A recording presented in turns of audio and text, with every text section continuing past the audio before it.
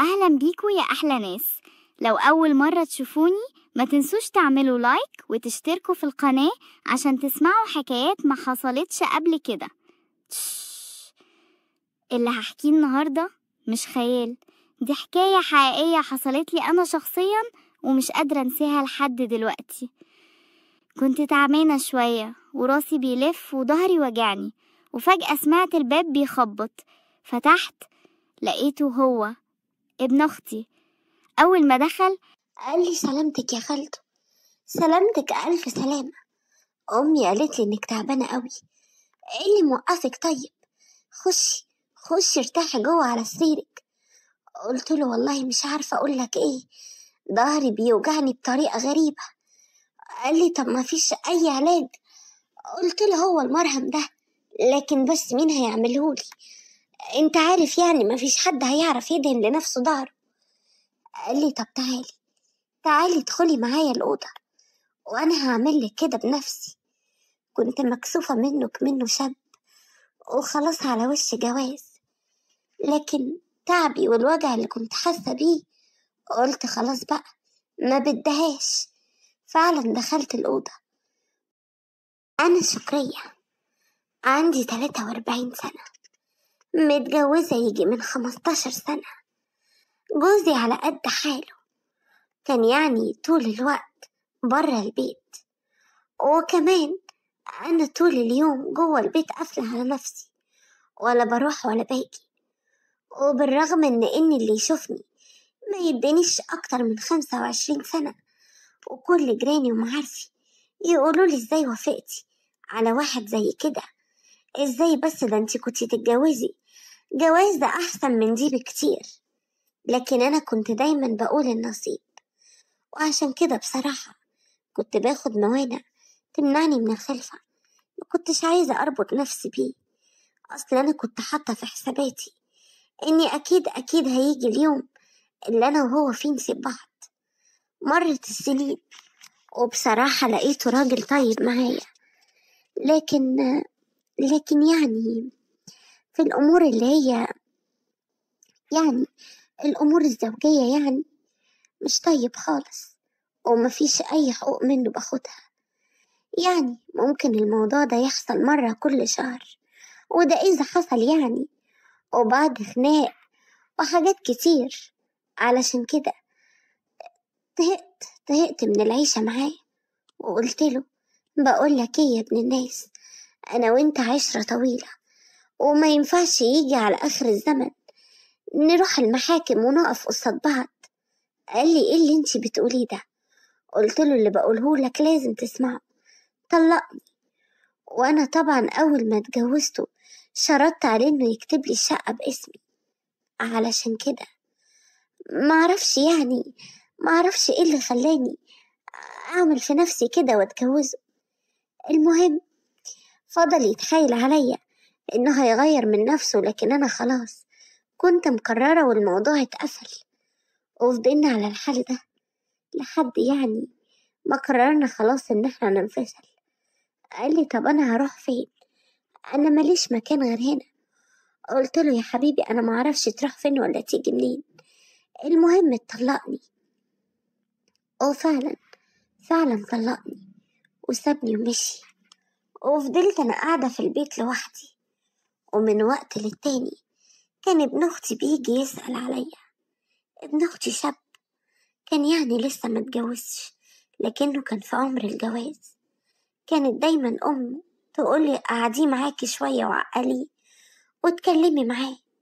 لكن بصراحة الواد ده كل ما كان يجي عندي أعصابي كانت تتعب، وبيحط برفان كده ما أقولكوش بتخليني مش على بعضي، وأبقى بصراحة مش عارفة أمسك أعصابي، وألاقي نفسي أتحجج له بأي حاجة عشان ينزل من عندي. وأنا بقى أقعد أفكر في نفسي هعمل إيه؟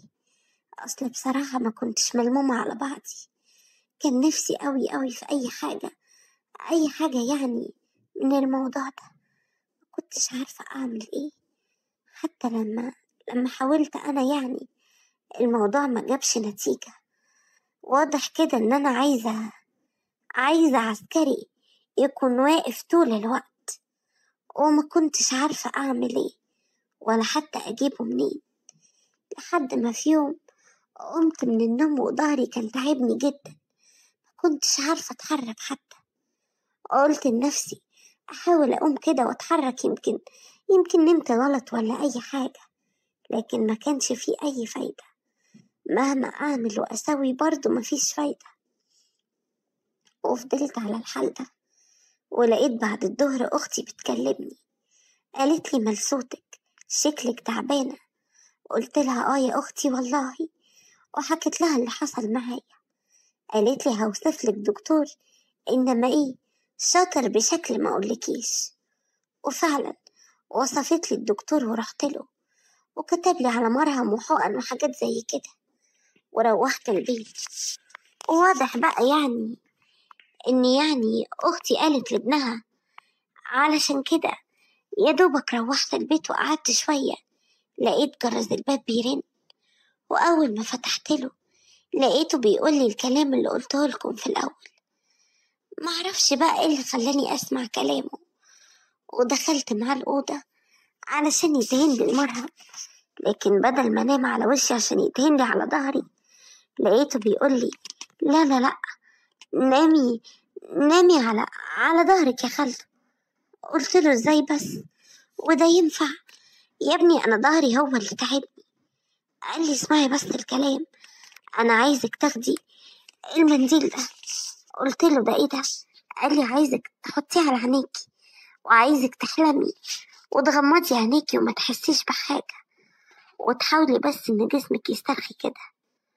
وسمعت كلامه، لكن عمايله خلتني وانا مغمضة عينيا مش عارفة امسك نفسي، وبقيت اقول له الله، جرى ايه يا واد؟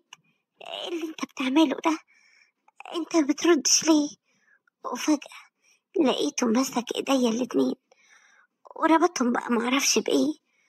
قال لي استني يا خالته، انا دلوقتي هعمل لك الحاجة اللي خليكي مرتاحة بيها طول العمر. انت عارفة التعب اللي عندك ده مش عشان ظهرك، لأ. قلت له امال علشان ايه؟ قال لي عشان بقالك فترة بصراحة كده انا عارف كل حاجة، وبسمع امي وهي بتتكلم معاكي، والنهاردة بقى انا جيت عشان اخليكي مرتاحة على طول، وكل ده وانا مغمضة عيوني وايديا مش عارفة طبعا احركها. قلت له انت ناوي تعمل ايه؟ انت اكيد اتجننت يا واد انت. وفجأة ما اقولكوش بقى على اللي حصل، لدرجة ان انا صرخت مرة واحدة. قلت له ايه ده؟ ايه اللي انت عملته ده واتحط ده؟ قال لي في ايه؟ استني بس، انا دلوقتي هخلي كل حاجة كويسة. ولقيته بقى، لقيته شغال فوق وتحت بيمين وشمال، وانا بقى رحت في دنيا غير الدنيا، ولدرجة اني كنت حاسة ان انا بجد بحلم وده مش حقيقي.